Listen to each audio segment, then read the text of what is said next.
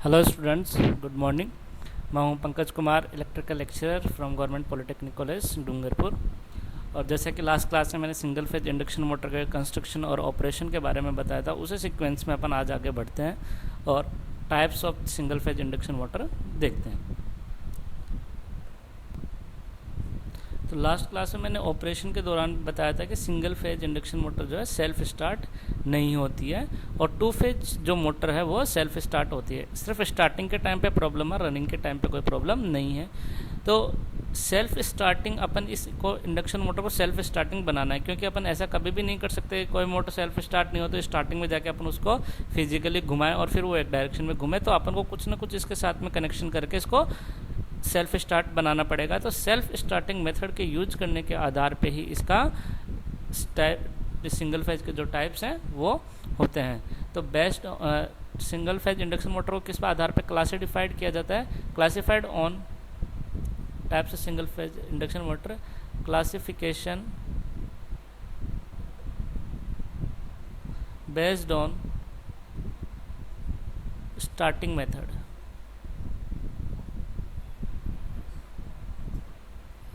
ठीक है, तो अपन किस टेक्नोलॉजी को यूज करके को सिंगल फेज इंडक्शन मोटर को अपन सेल्फ स्टार्ट बना रहे हैं, उस आधार पे इसके टाइप्स डिसाइड होंगे। और इस आधार पे सिंगल फेज इंडक्शन मोटर को इस तरीके से डिवाइड किया जाता है।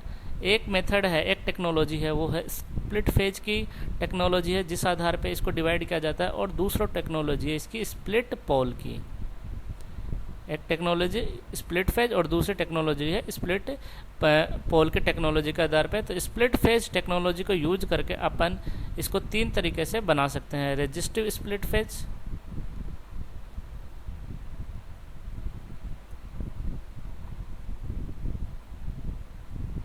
दूसरा है कैपेसिटर स्टार्ट,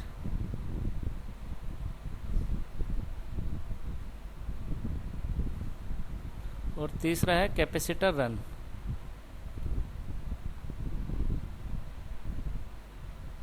और स्प्लिट पोल के आधार पे एक तरह की मोटर होती है, वो होती है शेडेड पोल इंडक्शन मोटर। ठीक है, दो तरह की टेक्नोलॉजी यूज की जाती है इसको सेल्फ स्टार्ट करने के लिए, एक स्प्लिट फेज और एक स्प्लिट पोल। और इस आधार पे वो जो single phase induction motor different type की होती है। एक होती है रेजिस्टिव स्प्लिट फेज, एक होती है कैपेसिटर स्टार्ट और एक होती है कैपेसिटर रन। और स्प्लिट पोल के अंदर एक टाइप की होती है, वो है शेडेड पोल टाइप की। तो एक एक इंडक्शन मोटर के बारे में अपन ब्रीफ में देख लेते हैं, ज़्यादा डेप्थ में देखने की ज़रूरत नहीं है। तो ब्रीफ में पहला देखते हैं अपन रेजिस्टिव स्प्लिट फेज।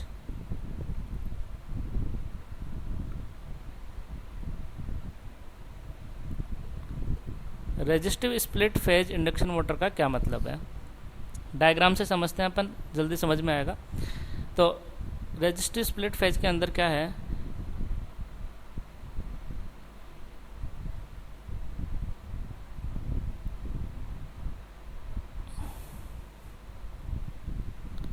एक वाइंडिंग ये हो गई, एक वाइंडिंग ये हो गई।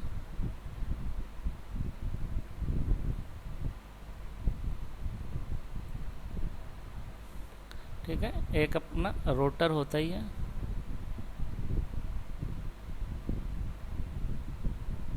डायग्राम क्लियर में भी क्लियर नहीं हो आप साफ बना लेना। कॉन्सेप्ट अपन को मेन है, कॉन्सेप्ट पे ध्यान देना है, जो कि कॉन्सेप्ट अपन को देख ही लेंगे अपन।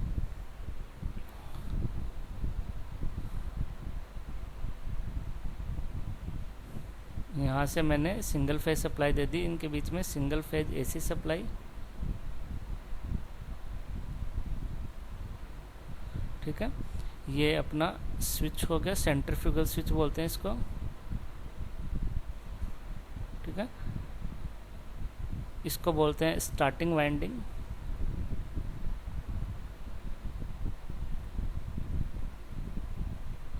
इसको बोलते हैं मेन वाइंडिंग।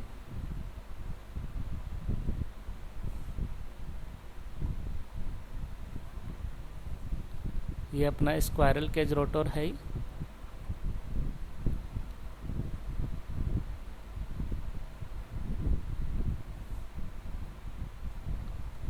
और अपना ये है स्टेटर।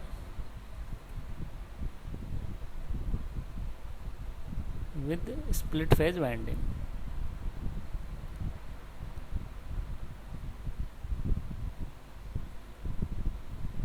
ठीक है, तो ये अपना हो गया। जितना जो डायग्राम है ये इस तरीके से अपना डायग्राम अपन ने देख लिया। अब इस डायग्राम की एक एक चीज़ के बारे में अपन देखते हैं।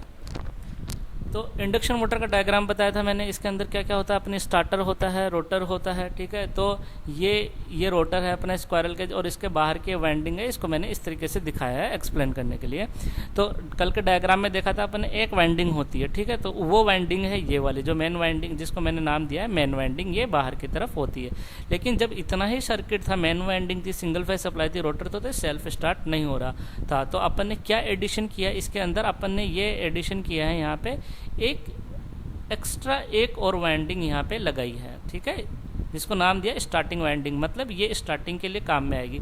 तो यहाँ पे अपन ने एक स्विच लगा दिया। जो क्या होगा, ये स्विच स्टार्टिंग में तो बंद रहेगा, स्टार्टिंग में ऑन रहेगा एक तरीके से, यहाँ पे कांटेक्ट में रहेगा और वाइंडिंग जो है सर्किट के अंदर आएगी। लेकिन जैसे ही ये रोटर घूम जाएगा अपना और एक लगभग 60-70% स्पीड पे पहुंच जाएगा, तब अपन क्या करेंगे, इस स्विच को अपन ओपन कर देंगे और रनिंग कंडीशन में सिर्फ ये मेन वाइंडिंग ही रहेगी। तो मेन वाइंडिंग और स्टार्टिंग वाइंडिंग में क्या है, नंबर ऑफ टर्न्स कम होते हैं। इसमें थोड़ा ये रेजिस्टिव टाइप की प्रॉपर्टी होती है। जो मैग्नेटिक फील्ड है इसकी वजह से कम होती है, इंडक्टेंस जो है वो कम होता है। तो रेजिस्टिव प्रॉपर्टी इस स्टार्टिंग वाइंडिंग की ज़्यादा होती है क्योंकि टर्न्स वगैरह कम होते हैं अपने, और अपन सिर्फ इसको स्टार्टिंग पर्पज़ के लिए ही यूज करते हैं। तो क्या होगा, जब यहाँ पे स्विच बंद रखेंगे स्टार्टिंग में, तो करंट का कुछ पार्ट जो है मेन वाइंडिंग की तरफ जाएगा, जिसको मेन वाइंडिंग करंट कहते हैं IM, और ये स्टार्टिंग में काम आती है इसलिए स्टार्टिंग करंट IS कहते हैं। तो ये दोनों की दोनों, मेन वाइंडिंग करंट इधर जाएगी और स्टार्टिंग करंट इधर की तरफ जाएगी। और मान लो वोल्टेज, सप्लाई वोल्टेज अपन ने दिया है यहाँ पे V, तो जो मेन वाइंडिंग की करंट है वो कुछ इस तरीके से लेग करेगी हाई इंडक्टेंस की वजह से, और स्टार्टिंग वाइंडिंग जो है वोल्टेज से थोड़ा कम लेग करेगी क्योंकि ये रेजिस्टिव प्रॉपर्टी ज़्यादा है, इंडक्टिव प्रॉपर्टी बहुत ही कम है। तो ये हो जाएगी अपनी स्टार्टिंग करंट, और ये मेन जो करंट है वो हो जाएगी मेन करंट, और इन दोनों के बीच में एक एंगल हो गया अल्फा। तो टू फेज वाइंडिंग के हिसाब में देखा था अपन ने, दो तरह की करंट थी, उन दोनों के बीच में 90 डिग्री एंगल था टू फेज में। लेकिन यहाँ पे अपन ने वही कॉन्सेप्ट अपनाया, बस यहाँ पे एंगल कम है। एंगल कौन सा है, अल्फा एंगल है। तो यहाँ पे जो स्टार्टिंग के अंदर टॉर्क होगा वो किसके प्रोपोर्शनल होगा, IM/IS साइन अल्फा। अल्फा यहाँ पे कम है तो साइन अल्फा की वैल्यू कम होगी, साइन अल्फा की वैल्यू कम होगी, और स्टार्टिंग करंट जो है इस कंडीशन में ज़्यादा रहेगी। तो इसमें क्या कौन सा कॉन्सेप्ट लग रहा है, अपन टू फेज वाला ही कॉन्सेप्ट लग रहा है। जस्ट इसमें 90 डिग्री एंगल ना होके एक ही एंगल, कम एंगल है अल्फा, इस वजह से टॉर्क जो हो कम प्रोड्यूस होगा। और यहाँ पे जो मैग्नेटिक फील्ड जनरेट होगी वो मैग्नेटिक फील्ड रोटेटिंग टाइप की होगी, जैसे कि टू फेज में अपन ने देखा था। टाइम के साथ में ये क्लॉकवाइज डायरेक्शन में घूमती रहेगी, और इस तरीके से अपन को रोटेटिंग मैग्नेटिक फील्ड मिल जाएगा। टू फील्ड का जो टू फेज वाला कॉन्सेप्ट है वो अपन ने यूज किया, रोटेटिंग मैग्नेटिक फील्ड मिल जाएगा, स्टार्टिंग टॉर्क मिल जाएगी, तो अपना रोटर है वो घूम जाएगा। और कुछ देर के बाद में अपन क्या करेंगे, ये जो सेंट्रीफ्यूगल स्विच है CS जो है सेंट्रीफ्यूगल स्विच है ये,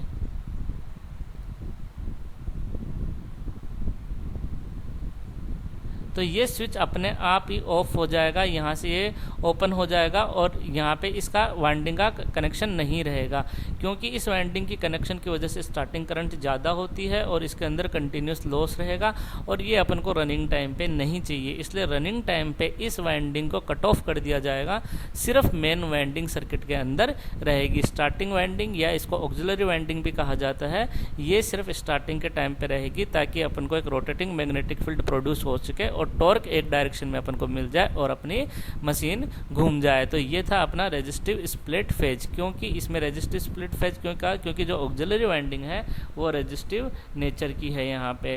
तो इस तरीके से अपन को रेजिस्टिव, तो सिंपल अपन को नाम ध्यान में रखना और इसका डायग्राम ध्यान में रखना और बेसिक कॉन्सेप्ट अपन को ध्यान रखना है। ओके, दूसरा, अब यदि ये समझ में आ गया तो बाकी सारे कॉन्सेप्ट समझ में आ जाएंगे। दूसरा है अपना कैपेसिटर स्टार्ट मोटर।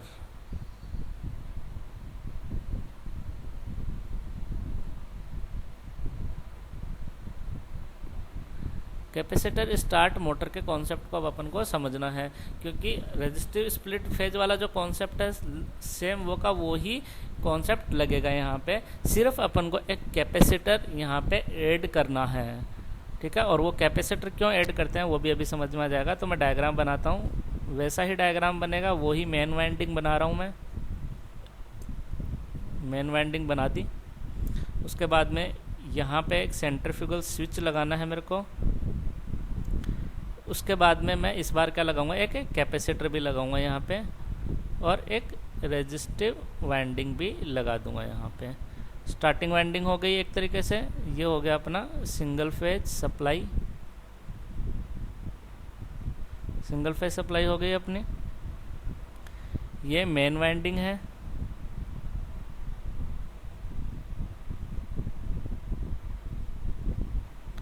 ये स्टार्टिंग वाइंडिंग या ऑक्सिलरी वाइंडिंग है।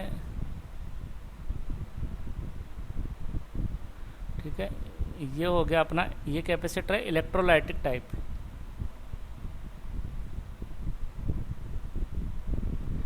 इलेक्ट्रोलाइटिक कैपेसिटर, बीच में रोटर रहेगा ही।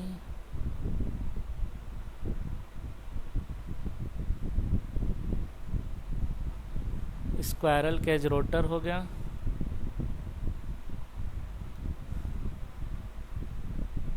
तो स्टेटर पे अपन ने कौन सा कॉन्सेप्ट लगाया, stator with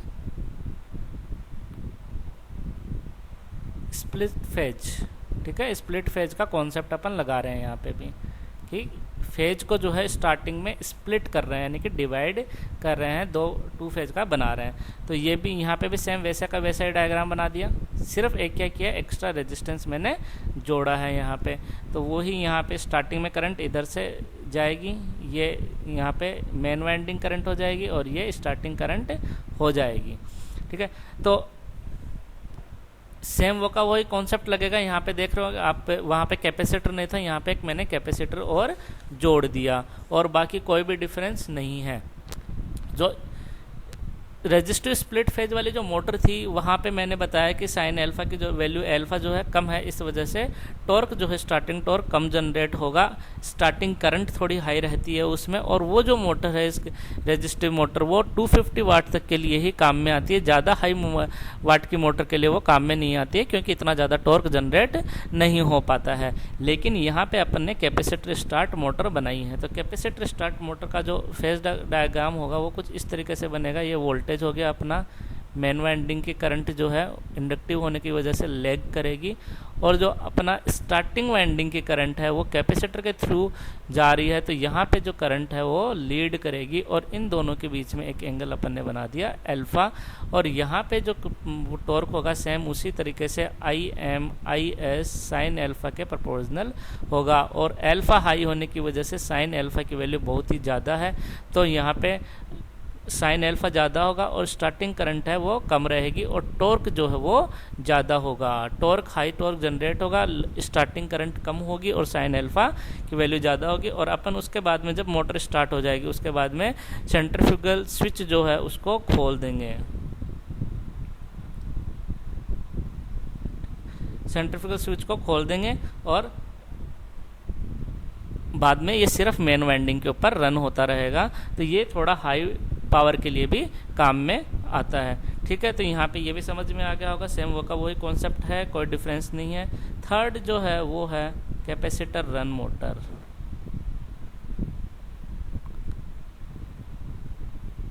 capacitor run motor में यदि मैं ऐसे बताऊं तो आपको सीधा डायरेक्टली समझ में आ जाएगा। कैपेसिटर रन मोटर में क्या करेंगे, हम कैपेसिटर को रनिंग टाइम पे भी कैपेसिटर कनेक्ट रहेगा, उसको हटाएंगे नहीं। मतलब क्या हुआ, अपन उसके अंदर जो सेंट्रीफ्यूगल स्विच है उसको नहीं लगाएंगे, वो हमेशा ही परमानेंटली ही उस लाइन में कनेक्ट रहेगा, और टॉर्क जो है वो हमेशा ज़्यादा रहेगा। ठीक है, तो कैपेसिटर स्टार्ट से क्या डिफरेंस है, सिर्फ एक सेंट्रीफ्यूगल स्विच को हटाना है, और उसके अलावा सब कुछ सेम है। स्विच नहीं लगाएंगे, वही लगा दिया अपन ने इलेक्ट्रोलाइटिक कैपेसिटर, स्टार्टिंग वाइंडिंग लगा दी, यहाँ पे अपन ने एक रोटर बना दिया अपना,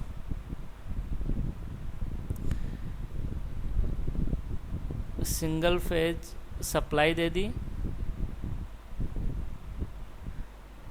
यहाँ पे मेन करंट हो गई, यहाँ पे स्टार्टिंग करंट हो गई, ठीक है। वही इलेक्ट्रोलाइटिक कैपेसिटर है, स्टार्टिंग वाइंडिंग है, ये रोटर है।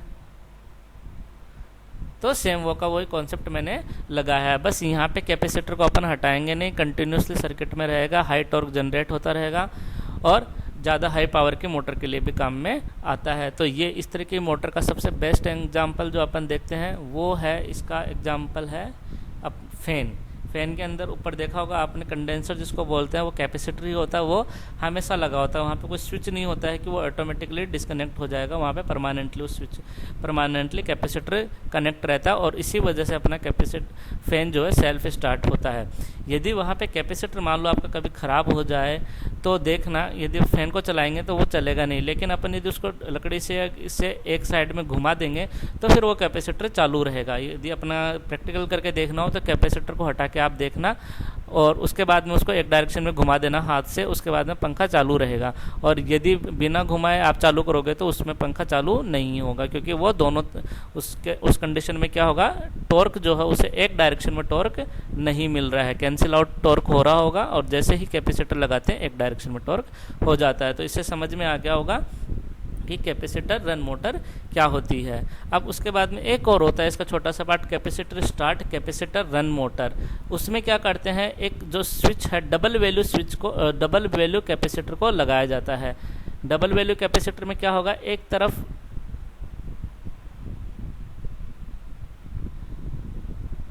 एक स्विच के साथ में कैपेसिटर होगा और एक परमानेंट स्विच होगा। तो इसमें स्टार्टिंग के टाइम पे स्विच बंद रहेगा और दोनों कैपेसिटर काम में आएंगे, और जैसे ही स्टार्ट हो जाएगी मोटर उसके बाद में इसको स्विच को ओपन कर देंगे तो उसके बाद में क्या होगा, सिर्फ एक ही कैपेसिटर काम में आएगा। तो इससे क्या होगा, स्टार्टिंग में जब दो कैपेसिटर कनेक्ट रहेंगे तो हाई टॉर्क जनरेट होगा, जल्दी स्पीड पिकअप करेगा और अपन को रनिंग टाइम पे इतना चाहिए नहीं, इसलिए अपन एक जो स्विच है उसको ओपन करके एक कैपेसिटर को सर्किट से हटा सकते हैं। इसलिए इसको बोलते हैं capacitor start, capacitor run, induction motor. तो स्प्लिट फेज के बेसिस पे जो भी अपने टाइप थे वो अपन ने देख लिए। उसके बाद में अपना आता है स्प्लिट पोल के बेसिस पे। तो उसमें जो टाइप बताया था मैंने वो होता है शेडेड पोल इंडक्शन मोटर। तो इसका जो कॉन्सेप्ट है वो थोड़ा डिफरेंट है स्प्लिट फेज से, तो इसको समझना। अच्छा कॉन्सेप्ट है काफ़ी, तो अब इसको अपन देख लेते हैं। स्प्लिट फेज इंडक्शन मोटर की कंस्ट्रक्शन भी देख लेते हैं अपन और इसका ऑपरेशन भी देख लें। तो क्या बोल रहा हूँ मैं यहाँ पे, शेडेड पोल, और कॉन्सेप्ट क्या लगाया अपन ने, स्प्लिट पोल के बेसिस पे ये है स्प्लिट पोल। स्प्लिट पोल की टेक्नोलॉजी लगाएंगे यहाँ पे, स्प्लिट फेज न लगा के, और नाम है मोटर इंडक्शन मोटर का शेडेड पोल। तो इसमें क्या होगा, ये इंडक्शन मोटर होती है, उसकी डिज़ाइन कुछ इस तरीके से होती है। ये अपना स्टार्टर है,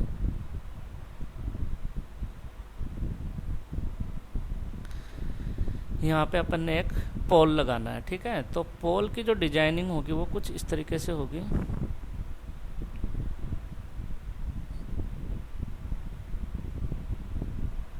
एक पोल ये हो गया और दूसरा पोल जो है वो होगा कुछ इस तरीके से।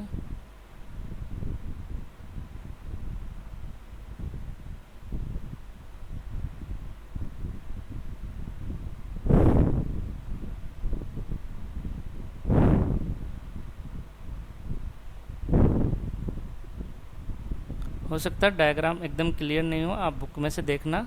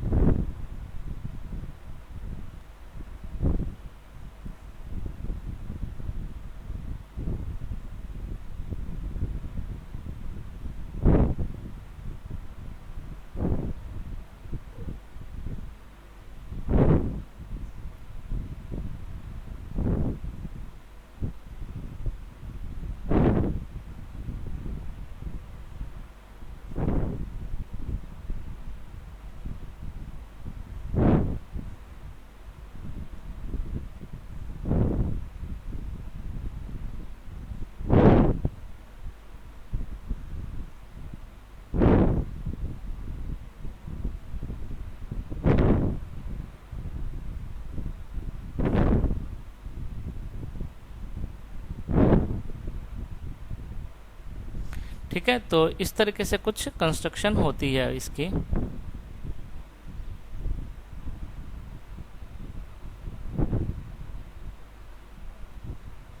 यहाँ पे मैं सिंगल फेज सप्लाई दूंगा।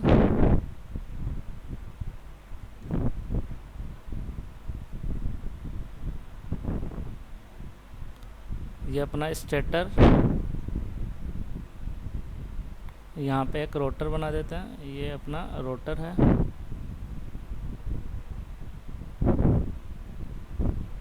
ठीक है, ये अपना रोटर हो गया। ये अपना पोल है, स्प्लिट पोल है ये। अब इस पोल को मैं थोड़ा बड़ा बना के आपको दिखा देता हूँ साइड में। ठीक है, तो कंस्ट्रक्शन कुछ इस तरीके से होगी। इसकी कंस्ट्रक्शन में डिफरेंस क्या है, जो यहाँ पे पोल लगा हुआ है, जनरली पोल किस तरीके का होता है, जनरली पोल होता है कुछ इस तरीके का। ठीक है, लेकिन अपन ने यहाँ पे पोल को क्या किया है, काट दिया है, थोड़ा यहाँ से एक कट कर दिया है, यहाँ पे एक स्लिट बना दी बीच में।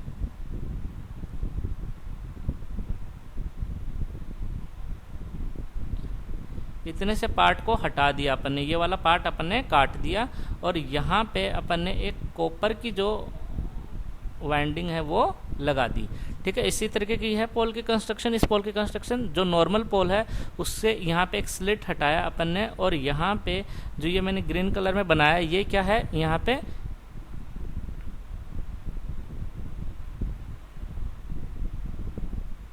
ये अपनी कॉपर की एक जो मैंने वाइंडिंग लगा दी है यहाँ पे, इसको बोलते हैं अनशेडेड रीजन,